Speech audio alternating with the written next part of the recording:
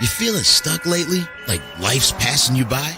Get to know M.A.Y.A. Acronym, my ambition, your ambition. Reconnect with your dreams, your goals, your ambitions. Find your motivation and start to live the life you desire. Explore the M.A.Y.A, My Ambition, Your Ambition podcast at M.A.Y.A.com.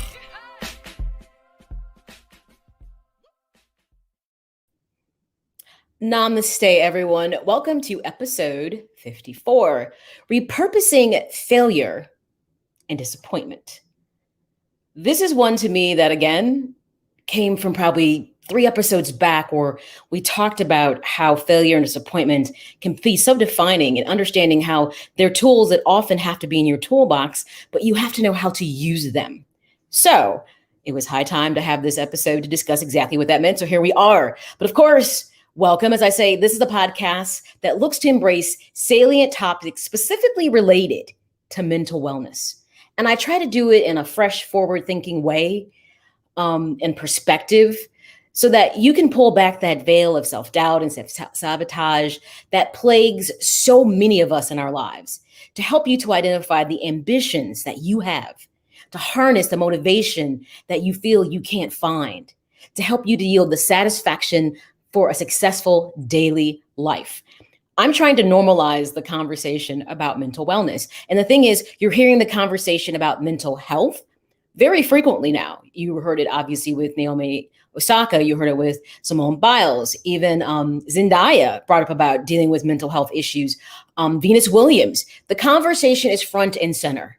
And the whole purpose of this podcast is to help you to really begin to understand not just the idea of mental health, but how mental wellness overarches every aspect of your life, emotionally, mentally, physically, financially, spiritually, professionally. And when you begin to understand that it should be treated like anything else that requires care and maintenance, you will have a much richer life. So if you are a first-time listener or viewer, welcome up, buckle up for safety. Because occasionally it can be an unexpected bumpy ride, because I might say something that jars a memory or a thought that really runs deep with you, and it's okay. But now, of course, if you're a returning listener or viewer, well, welcome back, and you're more than familiar with how we get down here. You got to remember this.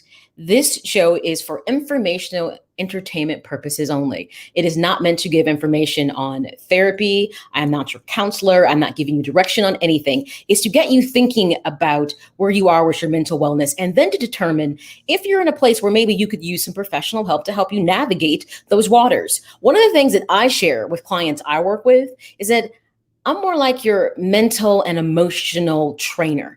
We're going to figure out where you want to be and then use all the skills and techniques to help you to get there in the right fit and form. I'm merely a tool. That's it. And if you find you could use that person to help you navigate those waters, then so be it. Remember, I'm not giving you advice. I'm just lending insight in this show into the idea of mental wellness and how it needs to be front and centered and considered equally as important of any aspect of your life that requires attention and maintenance. So if you give attention to your physical health, then you should also give attention to your mental health. So that's what M.A.Y.A is all about. But of course, there's a rule here that we have with this podcast. You work at your own pace. You do your discovery where it works for you. And if the process puts you 10 episodes back, 15, so be it. It's okay, because you're working at your pace. And at 54 episodes, you might have just hit a snag somewhere in there, or maybe it was just that podcast that truly got you to thinking. So with that being said, if you're here, welcome. I appreciate you being here. Take these next 60 minutes. It's all about you.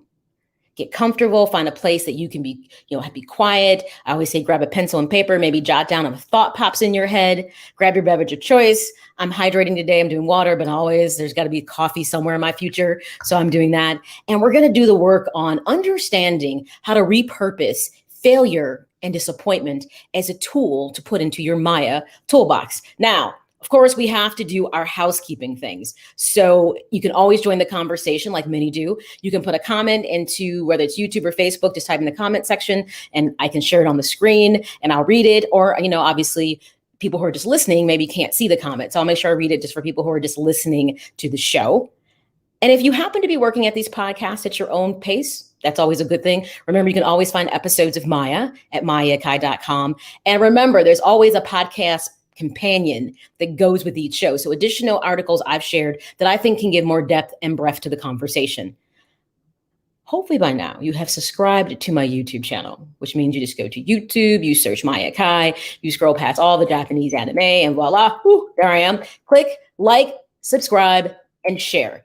But if you happen to have a podcast platform of your choice, I won't hold it against you. You can find episodes of M.A.Y.A on iTunes, Apple Podcasts, Google Podcasts, iHeartRadio, Amazon Audible, Spotify, pretty much every podcast platform. I'm there. You can find me. Just search M.A.Y.A, my ambition, your ambition. And you might have to do the M.A.Y.A to find me, but you'll find me there. You'll see my little nice picture and click, subscribe, like, and share. Those are the rules here. Lastly, I hope by now you've gotten social with me, which means you're following me on Instagram and Twitter at Maya_Kai and Facebook, M.A.Y.A Kai Presents. Okay. We got all of our housekeeping things out the way. Let's get back into true form and what we always start our episodes with and saying, hey, it's toolbox, because everything about this show is putting something into what I call your M.A.Y.A toolbox, which means you're going to take anything we work on and you're going to mentally store it and reflect back on it and use it as you work on being that best version of yourself. So we always say, hey, every episode, make sure you take your EI out, which is that your ability to perceive, control, and evaluate emotions, your emotional intelligence, aka EI. You always have to have that out front and center anytime you do the show. The other thing we've been consistent with the show is this saying has been the overarching theme for the entire show. Knowing yourself is the beginning of all wisdom. That comes from way back when with Aristotle. And that's the whole point of when you are in touch and in tune with you, you tend to live a better, richer life and have a greater understanding of exactly how to do it. So I felt that was a great saying to use throughout 2021, because we're working on the best version of ourselves and achieving happiness, not in the idea of loftiness, of happiness overarching, but more importantly, about everyday experiences with happiness and fulfillment and being that best version of yourself every day, which then becomes cumulative and you get closer to yourself on that long-term goal of maybe you'd like to achieve. Of course, as you work through episodes, if for some reason something pops up in your head and you're like, Maya, you said something in this episode and I really have a question for you. I've been thinking about it. Well, guess what? I created the M.A.Y.A mailbag. So you can send me a virtual letter, AKA an email. If any episode has got you thinking, reflecting on how to navigate a difficult situation, or if you're feeling stuck with, working on getting to that best version of you, just send me a virtual letter with your thoughts and questions to getinspired@mayakai.com. And I'll respond to your letter. I've even done episodes where I've taken several letters. I thought they were really great and made a full episode just on Maya's mailbag. But if not, I may take your question in the mailbag and start the show with it and address it. And I often will respond back to the email because I may need a couple things answered. So if you have a question or you're thinking about something or just have feedback from an episode, drop me a virtual letter at getinspired@mayakai.com. All right. And things have been piling up in the mailbag, so next week might have to be a mailbag show. Okay, so let's get right into episode 54, Repurposing Failure and Disappointment. And someone's probably going, and for what reason would I ever want to, repurpose failure and disappointment? Because like everything, they have a purpose. And there's a lesson that should be retrieved from failure and disappointment. And once you learn the lesson, you can then repurpose what that outcome was to get closer to the desired result that you're looking for. And my whole point, and when I did this episode, is that success is something that we seek in our lives every single day in some capacity. We often either have focus on being successful academically with our accomplishments, maybe career, having healthy and, competent, great relationships, whether they be professional or personal, and just overall our personal experiences. We want them to yield positive outcomes. We want them to be successful. Yet, success does not come without sometimes setbacks and obstacles. And these usually come through emotional experiences, feelings which are usually failure and disappointment. But understand these feelings of failure or disappointment, despite that they may be inconvenient, despite that they may be disappointing and create a feeling sometimes of fear or discomfort or pain, they have a purpose. So in this episode, We're going to explore that. We're going to discuss the purpose of failure and disappointment and how to repurpose them to get back on track with working towards the successes you seek to attain and be happy. So often people don't really want to think about what they should do with disappointment and failure, but it's long overdue. So, with every show, I'm very big about having a working framework, which means I'm always going to be too literal. But I think when you are exploring something, it's important to really flesh out exactly what it is that you're working with. So when we talk about failure, and I love this because if you look this up, Webster's Dictionary online, I love how it absolutely gives the most thorough definition of failure, which just goes to show you the impact that it truly has. So pretty much verbatim, it says online, failure is a lack of success, such as an unsuccessful person, enterprise, or thing. Synonyms for it, synonyms. I love this. Loser, born loser, incompetent, non-achiever, underachiever, just all these descriptive things are synonyms. It also goes on to say that failure, in the second portion of the definition online, is the omission of expected or requested or required action. So it also has synonyms that were tied to that as well. Negligence, remissiveness, non-observance, non-performance, dereliction. So the definition of failure is very straight and forward when you look it up, and there's no not understanding of it. But think about it. How many times have you heard those synonyms like born loser, you're incompetent, non-achiever, or underachiever? Those are substitute words for someone flat out saying that someone or something is a failure. When you look at disappointment, because there is a slight variation in it, and I think it's important to understand it. Disappointment, as it is verbatim online, is sadness or displeasure caused by the non-fulfillment of one's hopes and expectations. So if you think about it, most failure has an origin point and disappointment. Something happened, it just wasn't the outcome you expected or the expectation you wanted, and you instantly have a sadness or displeasure with it. And then from there, if you don't reconcile or repurpose your disappointment, it turns into failure. And that's interesting because for some people, it can be extremely debilitating and they don't even realize it. So when we talk about repurposing in this episode, what that is going to mean is that we're going to adapt for use in a different purpose. So something happened and it yields a disappointment for you. We're going to try to head it off before it turns into failure. And you realize this was the issue. I need to take this outcome, figure out what I can change in it to make it be the outcome that I desired. So what fell short in this that it didn't meet the expectation that I thought it would? Because it doesn't mean the entire experience was for naught or was a waste. There might be parts of it that need to be addressed and fixed. So then you can repurpose it, again, adapt and use to get to that purpose, which is different than the one you got, to get the outcome that you're seeking. So right there, we put all of these things in respective frameworks. So you understand when we talk about this, what we're working with. Now, let's start with disappointment in the conversation, because as it becomes amplified, disappointment, that is, it transitions into failure. Like I said, disappointment is the beginning of failure if it's not properly dealt with. I have put a lot of resources into all my shows, especially helping me to refresh for myself and be forward thinking and in working on myself. I'm not working on myself and telling you not to work on you. So I'm doing it just as I work on you. And every episode, I get something from it as well. So I look for different resources or blogs or articles that I read that helped me to really put more perspective into the episode. And in this particular episode, I came across something called the Positivity Blog, which was created and run by Heinrich Enberg.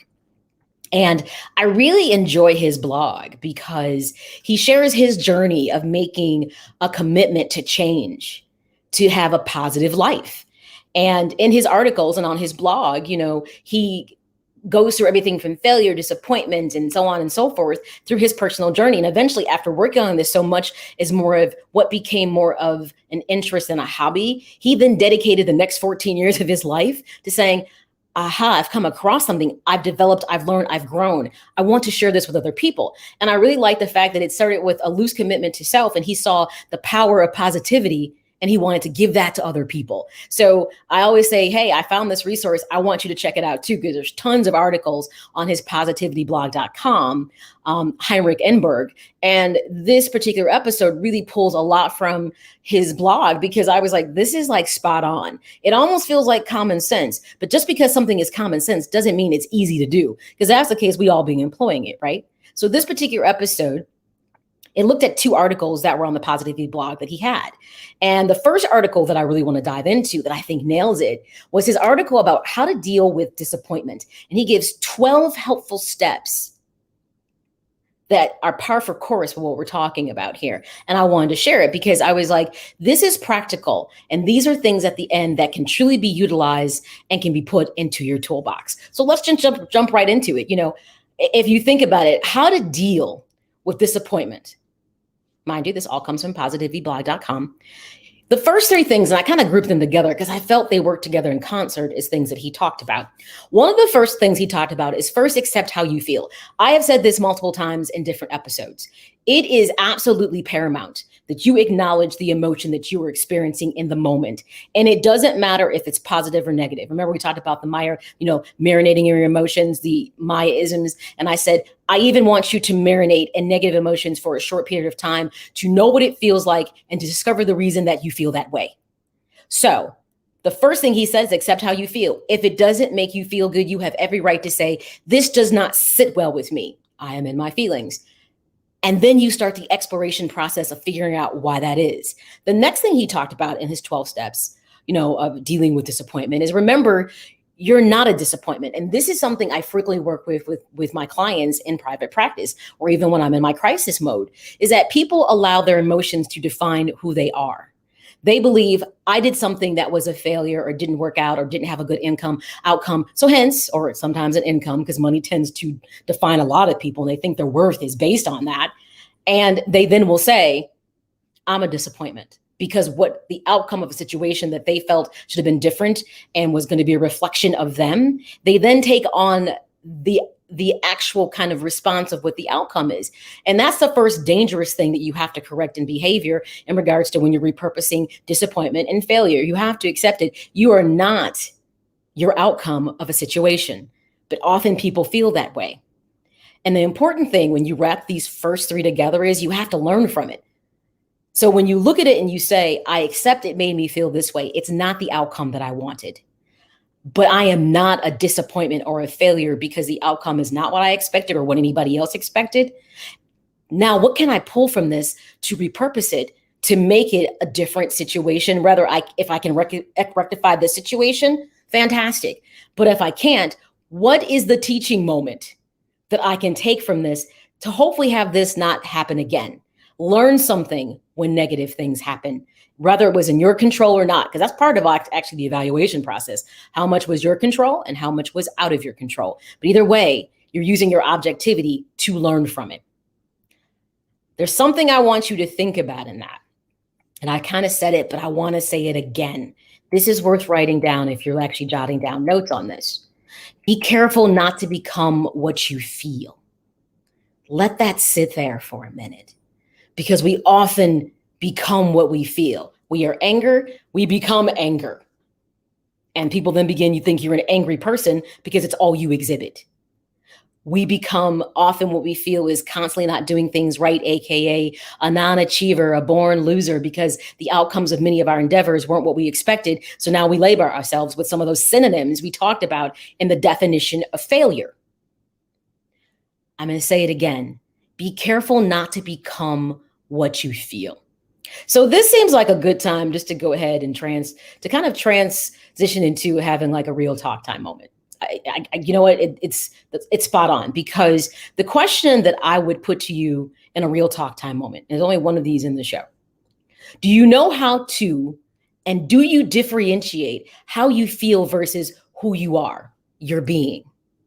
Because most people think they're synonymous, that how I feel is going to be who I am. And like I said, if you're a person who constantly feels anger, it tends to make people believe that that's all you are. If you're a person who always seems like they're too shy to come forward and do certain things, all of a sudden the essence of who you are is the person who's afraid to have a voice or to self-advocate. So your feelings, fear, anger can take over and identify your being. Now, on the flip side, if you are a person who's positive, who's forward thinking, and that drives you, those are wonderful things to be in the essence of who you are. So what's really important in saying all of this is that feeling is an emotional state. I'm always going to help you differentiate things, especially when you're trying to put things into your toolbox. So feeling is an emotional state or reaction. And that's why I said, be careful to know that you are not what you feel. So if feeling is an emotional state or reaction, whereas being is an existence, it's the nature or the essence of who you are. So the process of being is more than how you feel in the moment. So when you feel disappointed, know that it's the moment and that you don't have to allow it to become failure, or more importantly, define who you believe you are. And this becomes difficult because when people have a string of disappointments, it tends to then look like failure. And then people believe that that's who they are because they don't feel like they've experienced enough success to let that be the essence of who they are. They feel like disappointment and failure seems to follow me everywhere. So then I must be that, underachiever, a born loser, because that's the way I feel. And the outcome of many of my actions seem to be nothing less of that. Not the case. So that's the key thing about our real talk time moment. Do you know how to, and do you differentiate how you feel versus who you are? Understanding feeling versus being would probably be something we should be dropping in the toolbox as part of this conversation. Okay, so let's get back to the article from Positivity Blog that is founded and run by Heinrich Edberg, which I love his energy and dedication towards doing this. He talked about 12 helpful steps that can help you to deal with disappointment. And we did the first 3, which I felt were spot on. I was like, I'm not going to reinvent the wheel on this because I really like the way he said it. So let's get into the next 3 that I grouped together that I think makes sense. He went on to talk about, remind yourself, disappointment will happen if you go outside your comfort zone. And I think this is extremely important because part of personal growth and challenge is knowing that you're going to step outside your comfort zone. You're going to experience something that either you can't control, that's unfamiliar. And the outcome as you're learning this new aspect of yourself may not be what you want it to be. So the minute you decide to step into a new area and you want to grow, you have to anticipate there possibly could be disappointments and some things that you learn about yourself as you're growing and changing. So you're opening up to the fact of, I expect that there's going to be some things that are going to be difficult in this journey of self-discovery and growth. And I may not be happy with always what the outcomes are, but that's just a part of the process. And that's important. He also went on to say in his 5th kind of things to be helpful and keep in perspective is that refocus on what you still got in your life. So even when you're growing and changing, never lose sight of the positive things that you can feel grounded in. But more importantly, don't lose sight of the successes that you've had in the past. So often we only kind of relish the moment and cherish our successes for small moments, and then we're on to the next thing. But yet when we fail at something, we tend to want to sit in it for a long time and not understand it's part of the process of growing and changing. And there's risks that sometimes may really challenge us. So it's always important to refocus on what you have in your life, what you're good at, what your positive outcomes can be, even when the negative ones want to seem like they want to keep a tally and work against you. So just know that. And then the 6th thing that he talked about that I thought kind of worked well within this set of 3 is talk it over with someone close to you. It's so important when you can kind of share your truth with someone. And mind you, everyone is not meant to have access to your truth because 1, they may not be objective. 2, they may have their own personal struggles and may not have the emotional intelligence to even embrace or understand or receive what your truth is about yourself. Be mindful. But when I talked about having those emotional support rafts, which were episodes ago, find that person that you feel like you can truly lean into and share what you're struggling with, what disappointment looks like. So then they can often help you get some greater insight, especially if it's something that's really weighing you down. That grouping of three I thought was really spot on. And to me, it's levels. The first three is level one of helpful things to work on when you're dealing with disappointment or failure. This was at tier 2 to that. And when you get into tier 3, 7, he talked about, if your expectations are of perfection, then adjust them. We all know that perfect does not exist. There's a close to almost what you think is right in the moment and right for you, but perfection often looks different for each one of us. So when you're seeking to do something, don't put the burden on, especially if it's a first try or you're experiencing the unknown or you're stepping out your comfort zone, that the outcome has to be perfect or it's not acceptable. I will tell you this, many people wear the burden of perfection because of a lot of their personal and private and professional settings and the image they have created of themselves. They don't know, and they struggle with the idea of disappointment and failure because they wear this heavy burden that I can't be anything less than this. And often in some way it's perfect. Put perfection to the side as you're working on getting to the best version of you, because perfection has nothing to do with it. You have to adjust with things as they come. So if your first try doesn't yield the outcome that you want, you evaluate why it didn't, and you work on improving yourself, because that's what the best version of you is working on constant improvement. 8, take a break. Find other ways to reduce your stress and, to be able to move forward. So never lose sight of doing things that you enjoy. Here's one, never lose sight of doing things that make you feel valued, respected, that make you feel good, that are positive. So when a negative thing pops up, don't be afraid to step back and immerse yourself in positivity to regain perspective. Because if you allow yourself to sit in negativity for too long and the disappointment wells, remember I told you, it turns into frustration, which then turns into failure. And then people really start navigating narratives in a way that's not healthy because they believe, at least maybe in that moment, and sometimes way longer than necessary, that they're not good enough. So take a break. Get back in positive things, especially if the waves of negativity keep hitting you. That's the clue. You need to step back and go find the things that bring you a source of positivity and happiness and immerse yourself so you can regroup and then go back and deal with negative things. And 9, get outside your head. Sometimes we overthink things so much because often we're striving for the perfection that we tell ourselves that we're not. And we're so afraid that we're going to be a disappointment or failure that we overthink ourselves, often maybe sometimes more than other people around us. So get outside your own head and really start looking at the situation, and don't put higher expectations on something than necessary, especially if you're a person that's used to always working from a high expectation standpoint in your life. So you don't even know what it means to keep things simple and work from a perspective that growth can really be meaningful for you, just not for the outcome, that it can be a rich growth experience. And then the final 3 that I think kind of move to level 4 and group together nicely.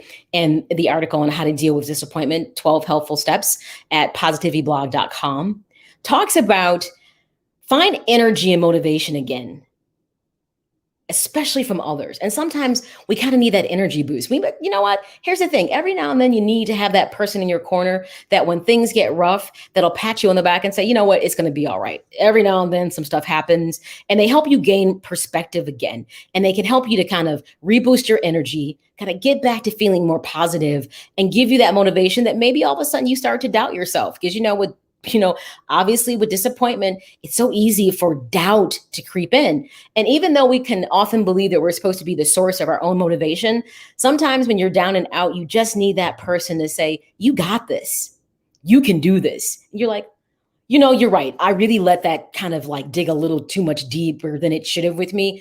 Thank you. I kind of lost sight of what I'm trying to do here. A little personal jumpstart from that person you trust and you lean into can do a lot for you. Find a small step to start moving forward again. So once you've evaluated the situation and you've kind of really looked at what was in your control, what was out of your control, why you believe the outcome was the way it was, and the next question is, what could I have done differently? And then Make those changes incrementally. Now, mind you, it really depends on what the nature of the situation is that you disappointment or failure. Because if it involves other people, if it's relationship based, and this gets a bit more complicated, but you have to at least be able to step back and work with it small. Don't try to correct something in a lofty way. Do it small and incrementally so that it's manageable for you emotionally and mentally. Because what you don't want to do is set yourself up again for more disappointment or failure because you're trying to correct something too quickly. That's a big thing. And the final thing he said in the article that I liked, and this is this part is so important, and it kind of really moves throughout the entire show without saying, improve your self-esteem. And this even goes to the people who think they have high self-esteem. We all have moments when we hit rock bottom, where something happens and it really makes you doubt yourself. You question your competency. You think that you're not as, you'll be like, that was so stupid. Here's a key thing about making a mistake. And this is one I cannot tell you that I've watched people do repeatedly. One, if you did something and it turns out you don't think you made the best choice and it wasn't the most intelligent thing you can do, make sure you can differentiate between these two things. That was so stupid what I did. Not, I am so stupid. Just because you make a bad decision or you do something that has the outcome that you least desire doesn't mean you're stupid. It means you made a bad decision, and people frequently do it. But sometimes people really begin to allow a feeling to become their state of being, the essence of who they are. And they begin to believe the narrative, that negative self-talk, that they can't do anything right. So they do go from that was a stupid decision to I am just stupid. Know the difference between the two and check yourself before you dive too deep in that. There's something I want you to do as you work through this episode. Little homework. I don't give homework too often. I'm starting to like it more. As I work with clients, I'm kind of giving them some small tasks to work on. And I'm like, I feel like this is a great self-improvement thing. Write down 3 things at the end of your day that you appreciate about yourself. Something you feel that you did good for the day. Because what I want you to do is start to begin to find that positive within you so you can stop falling into destructive comparisons trap. And this is where often people get themselves caught up and can't often really navigate their own emotions, those feelings, and then their essence of who they are, their being really becomes muddied because they're busy trying to be someone else. If you compare what you have or what you have done or who you believe you are to others and their lives, then most often you start to feel depressed about yourself. You think you're not worthy because you're not matching up to those people, keeping up with the Joneses. Stop looking for and trying to identify with other people and find that unique self. This is why I don't, like the thing about keeping up with the Joneses. And I actually haven't said this in a while. I don't like when people say fake it till you make it, because that's being in denial in who you really are in the moment. You don't grow and can't become to the best version of yourself unless you reconcile who you are in the moment and accept it. And if this is the best of you as it stands right now, then it's good enough for you. It doesn't have to be good enough for others. We are often so focused on appeasing others and living up to others' expectations. We run away from that unique self, that core, the essence of who we are. So whatever's happening in the moment, be present with it. And if it's something you need to reconcile to move forward to get closer to the best version of you, or that next step you want to take in your personal growth, do it because you've set expectations for yourself based on what really matters to you and not trying to emulate others. Getting to that unique self, which ultimately is a large part of the best version of you, is something that so many people struggle with. All right, let's take a quick break. And when we come back, we're going to expand the conversation to how to overcome failure and disappointment. AKA, we're going to create like a GPS so that, you can figure out how to navigate the road of disappointment that often feels so much like failure because it's really riddled with so much fear and obviously despair in some case. And learn how to, if you're not careful, if you stay around fear and despair, it slowly turns into failure because all that frustration mounts up and it has no place to go except the wrong direction down that negative road. This is where we got to say, hey, here's my GPS to help me navigate when things get difficult. You're tuned into episode 54 of M.A.Y.A, Repurposing Failure and Disappointment. Sit tight. We'll be right back, and the conversation will continue, everyone. Please stop and listen, because this important message may directly apply to you or someone dear to you. Several thousand African American former full-time CPS teachers were unfairly terminated starting in the mid-90s and continuing to the 2000s. If you are one of those many former CPS teachers who was unjustly terminated, or if you are the immediate relative of a now deceased unjustly terminated former CPS teacher, you may qualify to participate in a lawsuit at no upfront cost to you. Please call 773-580-7183 immediately for more information. That's 773-580-7183. Do not delay. Act today, because time is of the essence. That's 773-580-7183. 773-580-7183. I can't breathe. I have migraines, numbness, weight loss. I live with it every day. The illness that I'm suffering from is an anxiety disorder, and it deserves to be treated like any other illness. But it's not.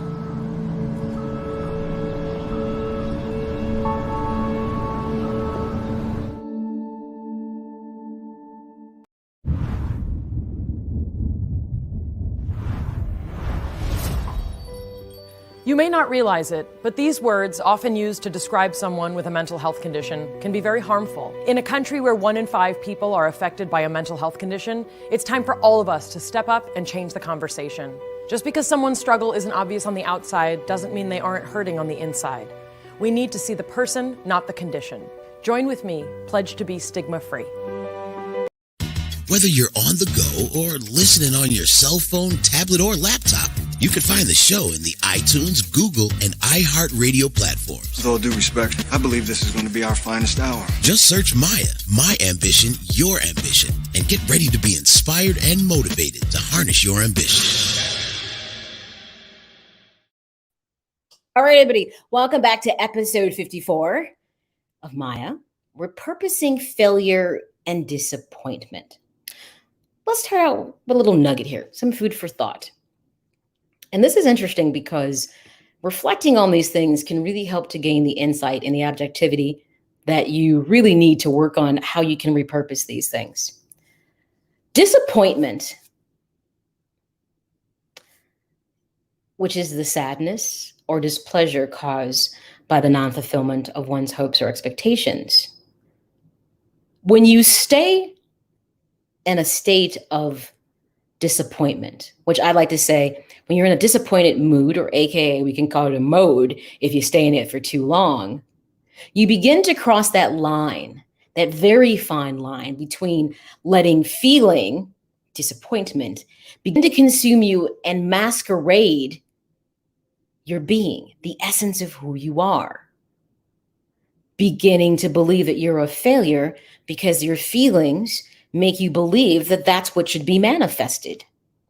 Allowing frustration, which is that next layer of disappointment. When it happens so frequently, you just get overwhelmed with it. So when you allow frustration from disappointment to turn itself into an all-consuming narrative, it AKA turns into failure. And when you're not careful, when you let that narrative of failure keep growing and gaining momentum, it does begin to turn into not just a feeling, but then you begin to believe that's who you are. It affects the essence of your being. You believe I am a failure because everything I do feels like a failure. Again, don't confuse feeling with being, something we talked about a little bit earlier in the episode. Okay. So I said we're going to talk about how to overcome failure. These are some powerful habits I want you to form. And this again comes from one of the sites I've really come to enjoy as a resource for myself, as well as I think it's one that's worth kind of putting on your list of things that you might want to check out, the positivityblog.com, which is founded and run by Heinrich Edberg. He gave a list of them. I kind of pulled out the ones that I felt these are things that I employ for myself when I really have to do with something that's disappointing. And I thought these are good things for people to kind of think about as tools, but not just tools. Beyond just let me open up the box and what can I use today? Habits are the things that can help us be more consistent and have greater outcomes in our life, especially positive habits. So I figure these are positive habits that you can begin to use on a daily basis that will truly make a difference for you. So the first one, remember, you're not a failure just because you had a setback. Setbacks are natural. It happens to absolutely everyone. No one is remiss from it. The thing is, what do you do with it when it happens? And if you can't be objective, if you can't understand to identify it and to learn from it and to not to internalize it, then you're already working from the wrong, obviously vantage point, and being able to forward good habits to help you deal with disappointment and failure. 2, remind yourself anyone who wants to do things of value in their life will fail and have failed. Some of the most successful people in our society, they didn't come out the gates being amazing and winning. Everything at one point we always talked about the likes of people like Carnegie and Ford and Edison and so on and so forth. And now you look at someone like Jeff Bezos, who as Amazon, people laughed at Amazon when it first started because his whole focus was like on books and things.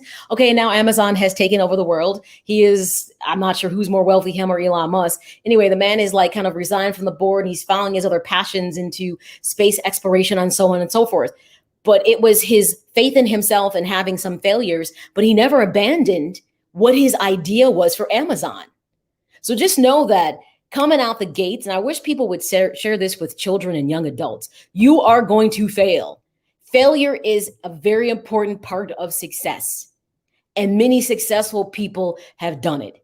So I figured being a Chicago person, I'm a Chicagoland person. I'm truly a suburbanite. So I'm not trying to own Chicago because I'm not. I'm a suburbanite. But Michael Jordan said this, and it's always stuck with me. And, Michael Jordan elicits different emotions from people. Either you love him or you hate him. Most people love him. They just sometimes get annoyed with his overall character and demeanor. But he said, and I think this is so true, I can accept failure because anyone who fails at something, but I can't accept not trying. And that's the part that people have to get comfortable with, is that accept failure because failing is part of often the process of being successful. But if you never try, imagine all the things that realistically you end up missing out in life because you just didn't want to take the risk. But you know what's kind of crazy about that? Is people often will take the greatest risk for things that aren't even worth it and are often not for them. So don't be afraid to take that risk, because remember, we're always evaluating outcomes and things of that nature. And does the benefits outweigh the risk? And the next question is, and how risky is it really? We always got to put these things in perspective when we make big, lofty decisions, especially if they don't just involve us. So you must look at the totality of what the outcome could be, but you always have to prepare for, you can't always figure out every single, nuance of an outcome. And this is why I tell people what we intend sometimes and what the outcome are is not always the same. There can be variations or they can be grossly apart. So just always keep that in mind.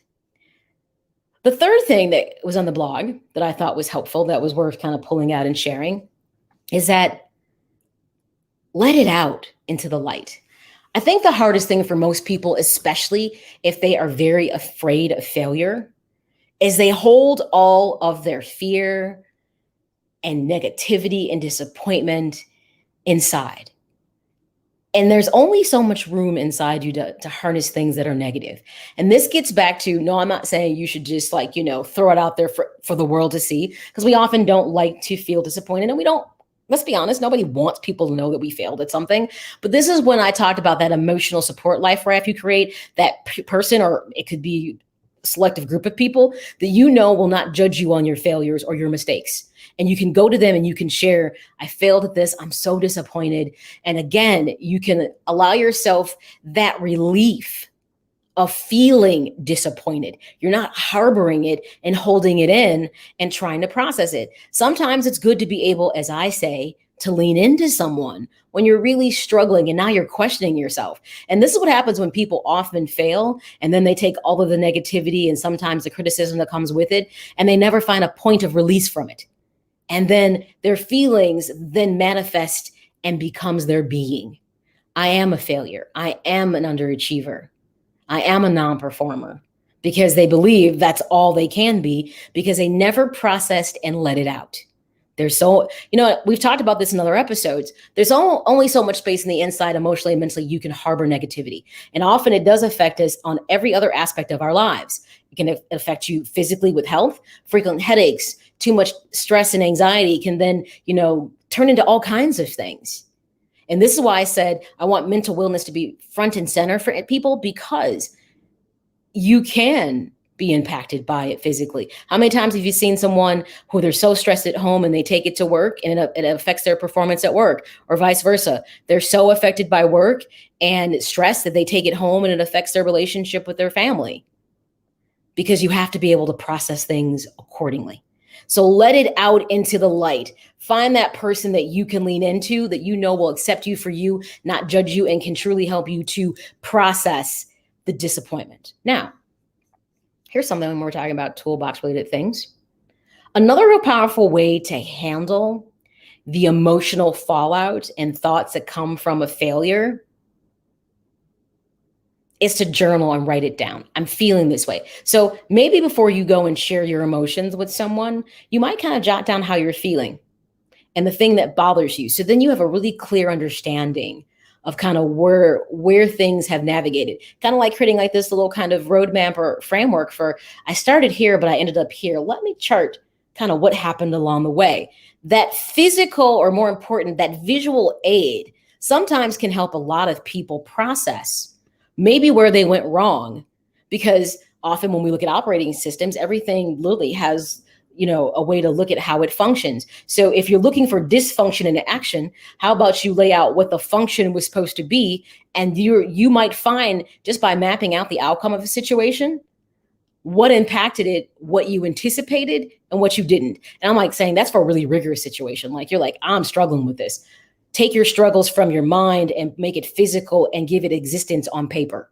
And then you can really start to flesh things out, and then maybe go find that person that you can work on that with. It might be that person you lean into. Again, this program is not to give you advice or any type of, direction in regard to things you struggle with. I am just your friendly neighborhood mental wellness advocate. I'm not your counselor. I'm not your therapist. Hence, anything I say here is to create awareness and to give you insight that perhaps the next step in your struggle is, if you don't have someone that can help you process difficult things, maybe it is time that you elicit the help of a counselor or a therapist.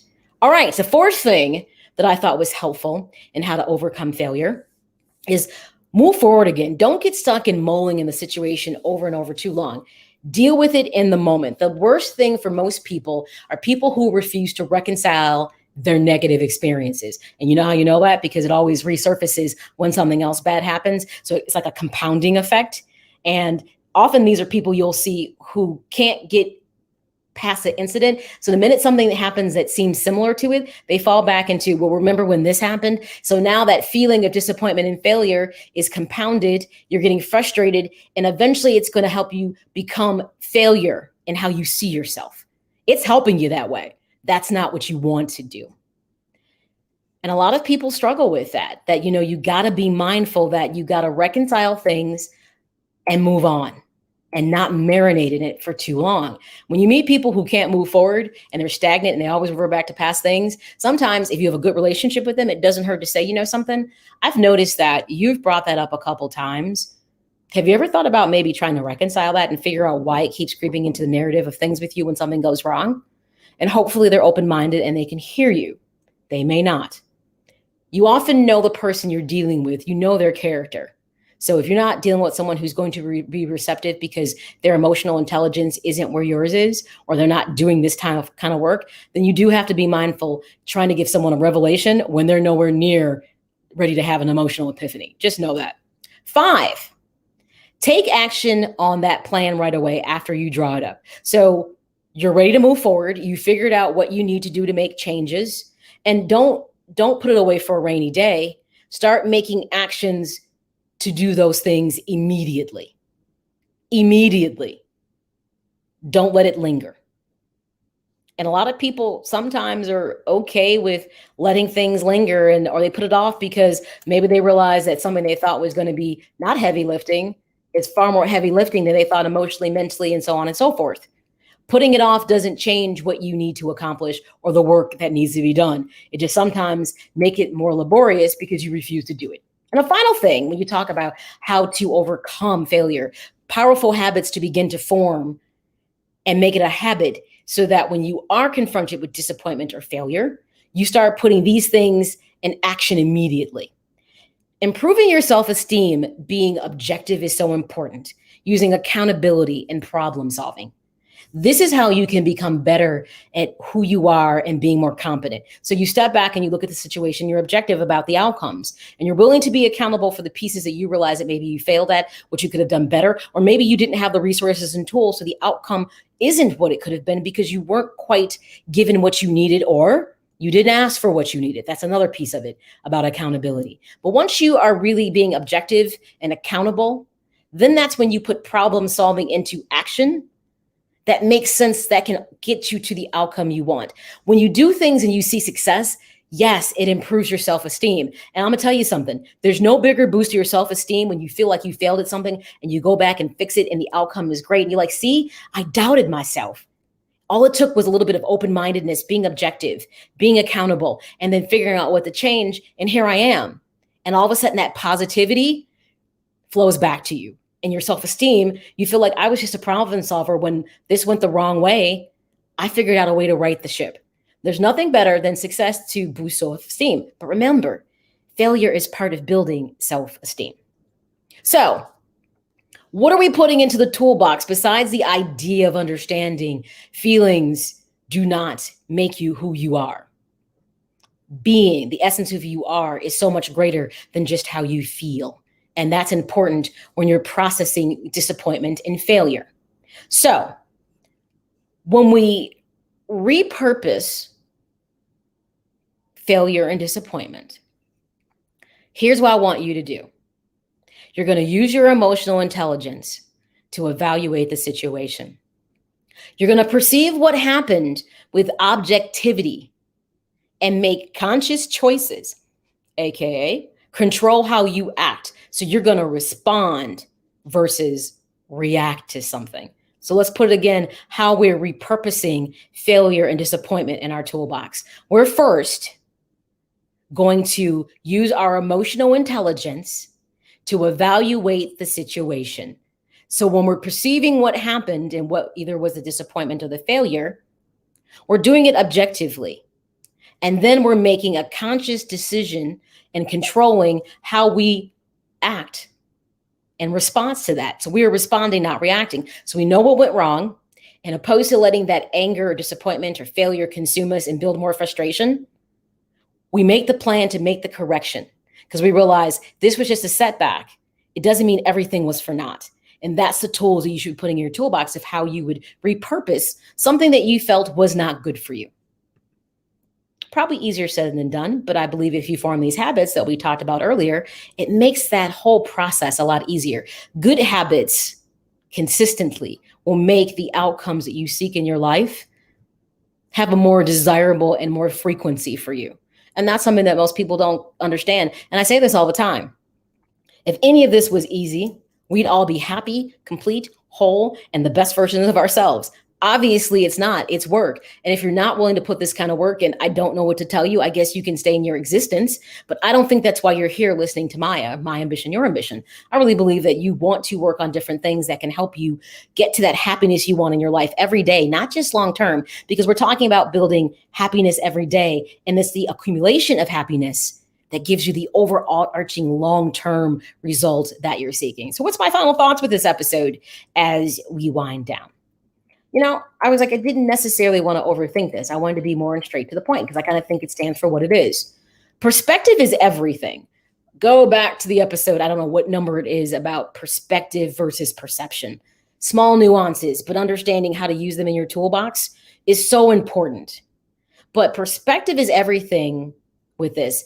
And when you're learning to see that feelings do not define you, but They do guide almost all of your decision making, which in turn can become an accumulation of who you believe yourself to be if you're not careful. So if you unfortunately have this, you keep quantifying negative things, then you're going to tend to err on thinking negative things about yourself. If you can quantify more positive experiences, you'll have better self-esteem. So the difference is, and you know this, you hear it all the time. You hear people say, I'm a loser, I'm worthless. If you go back and look at all the experiences that have added up to them believing that those feelings manifest and they are their being, the essence of who they are, there's been nothing good. So in order to fix that narrative with them, you have to then get them to separate themselves from the idea that feelings are who you are. They're what you experience. The essence of being is greater than just feelings. It's the emotions and thoughts and other experiences that build into who you are. And feeling is just one dimension of it. You can't make it the entire dimension of who you are. Interesting. So episode 53, hopefully it was helpful. Repurposing failure and disappointment, putting them in your toolbox to help you understand how you can actually use them to be more productive overall. Well, of course, everyone, thank you for tuning in, listening to this episode. Remember, I always say the whole purpose of this podcast is to help you to identify your ambitions and harness that motivation to help you acquire the success and satisfaction you seek in your life. I want to normalize the conversation about mental wellness, not just mental health, because mental wellness is overarching in every aspect of your life. It touches every single thing. When you're mentally not right, chances are, guess what? It's going to show up in your personal and professional relationships. It's going to disconnect you from that spirituality, religious piece that you have, because everything begins here because it influences everything. So I want people to normalize taking care of themselves mentally, just like you do physically. I want to take the taboo out of it. And I want people to stop wanting to do it until they hit dire straits. If you take care of your mind, body, and soul, you're working at a better and optimum level for yourself. But most people want to neglect the mental part until things fall apart. But either way, remember, you can always find episodes of M.A.Y.A on so many podcast platforms. You can find me on iTunes, Apple Podcasts, Google Podcasts, iHeartRadio, Amazon, Audible, Spotify, all those things. Just search M.A.Y.A, My Ambition, Your Ambition, and you'll find it there. Of course, I'm like, you can make it easy for yourself, and you can just go to MAYAAkai.com and listen to episodes there. Remember, with every episode, there is a podcast companion, which means I've added the articles that I use within this show and some supplemental things to help kind of give this conversation a bit more depth and breadth to help it grow more. Always subscribe to my YouTube channel. Make sure you subscribe, like, and share. Maybe this episode did nothing for you, but it doesn't mean there's somebody else not in the midst of the struggle who legitimately maybe could benefit from this conversation, or maybe one of the other 53 episodes that I actually have of the show. Either way, I appreciate you tuning in, liking, subscribing, and sharing with everybody. Hopefully you always take some small nugget from each episode. So until next time, everyone, remember, your present becomes your past and your future is no more. Hopefully by now that makes a lot of sense to people. By the way, I stole it from Pearl Jam. It's one of their songs, but it sat with me. So I like it and I use it. With that being said though, make the most of every single day because you never get it back. So be well, stay safe. But more importantly, I want you to get so accustomed and comfortable with the idea, seriously, of being nothing short than amazing. I will see you all next week. Thank you for tuning in. Ciao. Get inspired, get motivated with M.A.Y.A and the M.A.Y.A, My Ambition, Your Ambition podcast. Something that I take pride in is trying to be forward thinking, thinking outside the box, challenging myself. And as I challenge myself, hopefully I challenge you. Find M.A.Y.A on Twitter and Instagram at M.A.Y.A_Akai. On Facebook at M.A.Y.A Akai Presents. We're going to talk health, wealth, fitness, mental health, financial, lots of different things that can empower you as you seek out the ambition that you're pursuing. Or get everything M.A.Y.A at MAYAAkai.com.